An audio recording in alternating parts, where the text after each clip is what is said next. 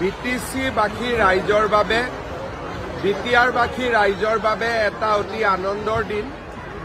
ছেপ্টেম্বৰ মাহত অসমৰ বাকী অঞ্চলৰ ৰাইজে অৰুণোদয় আঁচনি লাভ কৰিছিলে, কিন্তু BTR-ৰ নিৰ্বাচনৰ পৰিপ্ৰেক্ষিতত BTR-ত আমি অৰুণোদয় আঁচনি দিব পৰা নাছিলোঁ।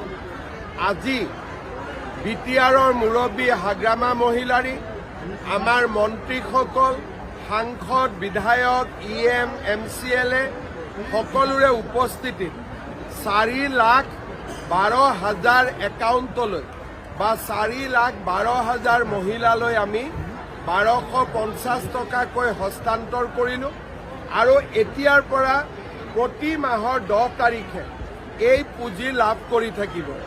ইয়াৰ ফলত অসমত সৰ্বাধিক হিতাধিকাৰীৰ সংখ্যাই 40 লাখ স্পৰ্শ কৰিল। ইমান ডাঙৰ আঁচনি আমাৰ ৰাজ্যত আগতে কেতিয়াও নাছিল। এটা বিশাল আঁচনি, সকলো দুখীয়া ৰাইজক সামৰি এই আঁচনিটো আজি আগবাঢ়ি গৈছে। মই BTR-ৰ হিতাধিকাৰীসকলক অভিনন্দন জনাইছোঁ।